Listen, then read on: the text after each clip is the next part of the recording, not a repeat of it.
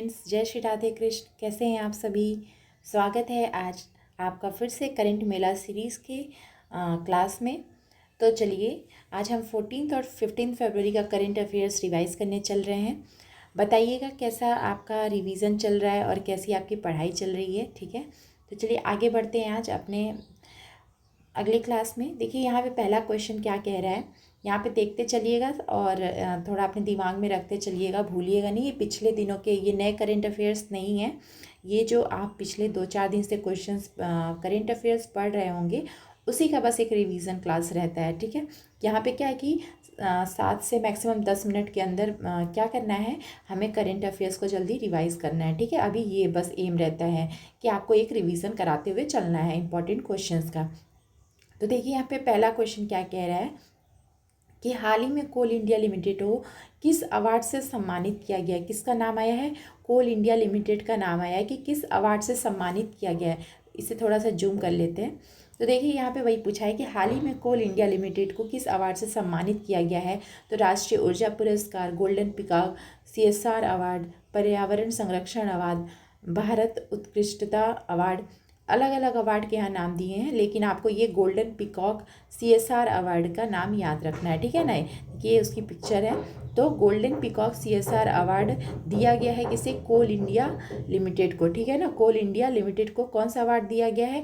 Golden peacock CSR award. चलिए अगले question पे बढ़ते हैं। देखिए अगला क्वेश्चन क्या कह रहा है कि हाल ही में रिलायंस ने कौन सा नया स्पोर्ट्स ड्रिंक लॉन्च किया है।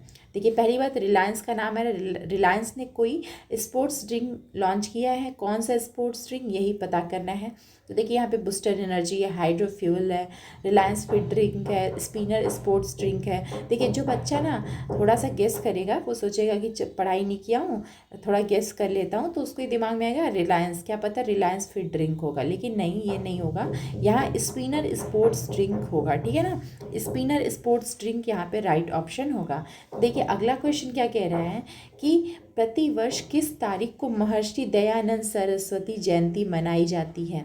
ठीक है, महर्षि दयानंद सरस्वती जयंती मनाई जाती है। यहाँ पे देखिए कौन कौन सा डेट आपके सामने दी हुआ है, 10, 11, 12 फरवरी, 13 फरवरी। ठीक है, तो राइट ऑप्शन क्या होगा बेटा? यहाँ राइट ऑप्शन 12 फरवरी होगा। इस दिन 12 फरवरी को हर साल महर्षि दयानंद सरस्वती जयंती मनाई जाती है। ध्यान रखेंगे? हाँ जी, बिल्कुल ध्यान रखिएगा। चलिए, ये आपको याद होगा महर्षि दयानंद सरस्वती जी की फ़ोटो। ठीक है, ऐसे ये दिखते थे। चलिए अगला देखिए क्वेश्चन क्या कह रहा है यहाँ पे।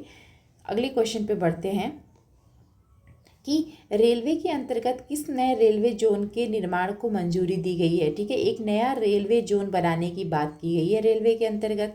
ठीक है, आपको पता है पहले भारत के कितने यहाँ पे बहुत सारे रेलवे जोन देखने को मिले हैं। ठीक है ना, आप देख सकते हैं एक बार यहाँ पे वीडियो पॉज करके कि बहुत सारे रेलवे जोन देखने को मिलते हैं। तो उसी में नया रेलवे जोन ऐड करने की यहाँ पे मंजूरी दी गई है। ठीक है ना, मंजूरी दे दी गई है। वही पूछ रहा है कि किस रेलवे जोन को ऐड करने की मंजूरी दी गई है। तो आप कहेंगे साउथ कोस्ट रेलवे। ठीक है ना, साउथ कोस्ट रेलवे को ऐड करने की मंजूरी दी गई है। ठीक है, साउथ कोस्ट रेलवे जोन को ऐड करने की मंजूरी दी गई है। चलिए अगला क्वेश्चन देखिए क्या कह रहा है यहाँ पे कि हाल ही में, ठीक है, अगला क्वेश्चन देखिए क्या कह रहा है कि हाल ही में विश्व दृश्य श्रव्य मनोरंजन सम्मेलन कहाँ आयोजित किया गया। ठीक है, हाल ही में विश्व दृश्य श्रव्य और मनोरंजन सम्मेलन कहाँ आयोजित किया गया। तो ऑब्वियसली आप थोड़ा सा गेस कर ही सकते हैं कि मुंबई में किया गया होगा। ठीक है ना, मुंबई में किया गया। ठीक, ध्यान रखिएगा बेटा। अगला क्वेश्चन देखिए क्या कह रहा है यहाँ पे कि हाल ही में भारतीय रिजर्व बैंक ने किससे कारोबार संबंधी प्रतिबंध हटा लिए हैं। ठीक है ना, भारतीय रिजर्व बैंक ने, RBI ने कोई प्रतिबंध लगाया था जिसको उन्होंने हटा लिया है। ठीक है, कारोबार संबंधी प्रतिबंध को हटा दिए हैं। तो किस बैंक की बात हो रही है, किस बैंक से हटाया गया है? तो देखिए यहाँ पे ऑप्शन में क्या क्या है, येस बैंक है, फेडरल बैंक है, एक्सिस बैंक है, कोटक महिंद्रा बैंक है। तो आपको समझ आ ही गया होगा कि यहाँ कोटक महिंद्रा बैंक की बात हो रही है। इस पे से अभी RBI ने रेस्ट्रिक्शंस को यानी प्रतिबंध को हटाए हैं। ठीक है, चलिए अगला क्वेश्चन देखिए क्या कह रहा है यहाँ पे कि हाल ही में कहाँ राष्ट्रीय व्यापारी कल्याण बोर्ड की 5वीं बैठक का आयोजन किया गया है। हाल ही में कहाँ राष्ट्रीय व्यापारी कल्याण बोर्ड की 5वीं बैठक का आयोजन किया गया है। ठीक है, ध्यान रखेंगे। यहाँ पे नेशनल ट्रेडर्स वेलफेयर बोर्ड की बात हो रही है। इनकी 5th मीटिंग अभी कहाँ पे हाल फिलहाल में ऑर्गेनाइज हुई थी। ठीक है ना, नेशनल ट्रेडर वेलफेयर बोर्ड की 5th मीटिंग कहाँ ऑर्गेनाइज की गई थी? तो देखिए, राजस्थान का ऑप्शन है, अरुणाचल प्रदेश है, नई दिल्ली है, मध्य प्रदेश है। तो आपको क्या लगता है यहाँ पे राइट ऑप्शन क्या होगा? तो यहाँ राइट ऑप्शन क्या होगा? वाकई क्या होगा? नई दिल्ली होगा। नई दिल्ली में ये अभी ऑर्गेनाइज हुआ है इनकी 5th मीटिंग। ठीक है ना, 5वीं बैठक। ध्यान रखेंगे। अगले क्वेश्चन की तरफ बढ़ते हैं। देखिए अगला क्वेश्चन क्या कह रहा है कि हाल ही में परमाणु ऊर्जा आयोग, ठीक है, परमाणु ऊर्जा आयोग यानी कि एटॉमिक एनर्जी कमीशन का कार्यकाल वर्ष 2025 से किस वर्ष तक के लिए बढ़ाया गया है? देखिए जो एटॉमिक एनर्जी कमीशन है, ठीक है ना, AEC, इनका कार्यकाल बढ़ाया गया है। ठीक है, वही बात हो रही है कि इनका कार्यकाल 2025 से कब तक के लिए बढ़ाया गया है? तो यहाँ देखिए 2026 से 28, 30, 35।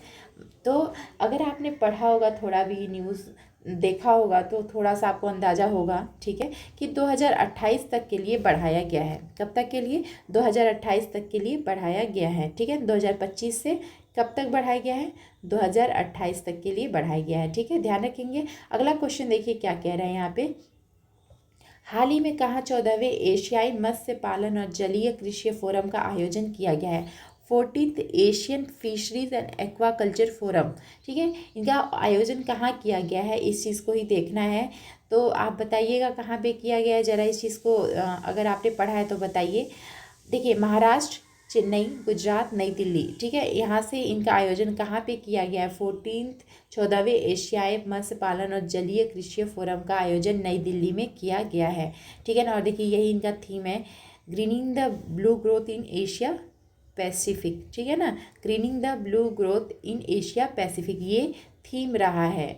ठीक है, और आपको ध्यान रख रहे हैं कि कौन से नंबर का? तो 14th Asian fisheries and aquaculture forum इस बार का था, जिसका क्या था एम, थीम क्या था? Grinning the blue growth in Asia Pacific.